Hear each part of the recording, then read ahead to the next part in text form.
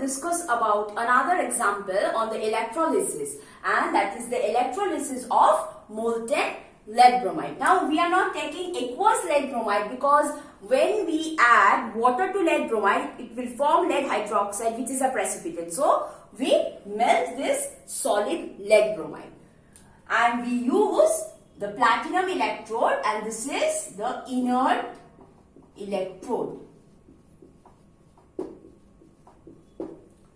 So the first thing is that the electrolyte is, so the electrolyte that we are taking is molten lead bromide, and the electrode that we are using, cathode anode, both are platinum electrodes. So the first step is the dissociation of lead bromide into lead ions and bromide ions. Next, since this is the cation, so this will be attracted to the negative terminal of the battery, and that is the cathode. So the second thing is the cathode reaction. Since there is only one anion, one cation and one anion is present, so there is no preferential discharge that would take place in this case. So in this case, in the cathode, lead bromide or lead ions will be migrated towards the cathode and it will accept 2 electrons. It will gain 2 electrons and it will be deposited as lead metal, silvery gray metal, that is lead will be deposited on the surface of the cathode. So that is what we will observe.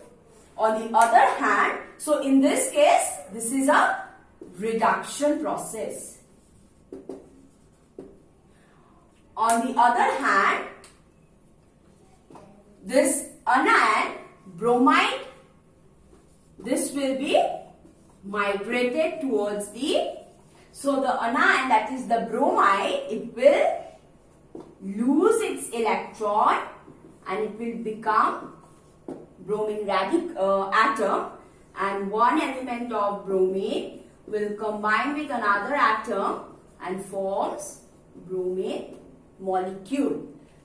And the color of this bromine gas is brown. So it is brown vapors. So here we can see that this anion, bromide anion, is losing 1 electron. So this is oxidation process. So on the cathode, reduction is taking place, and on the anode, oxidation is taking place, where the anion is migrating towards the anode, being the negatively charged species.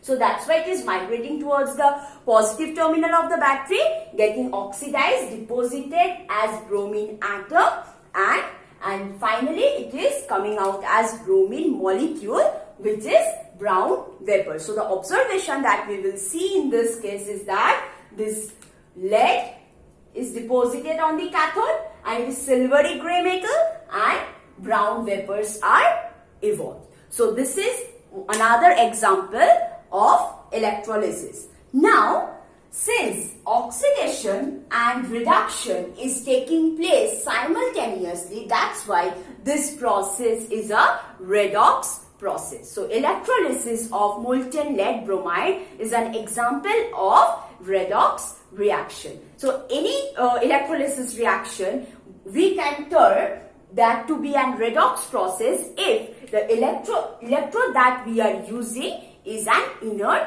electrode. Next, we will see another example, and that is the electrolysis of copper sulphate solution using platinum electrode.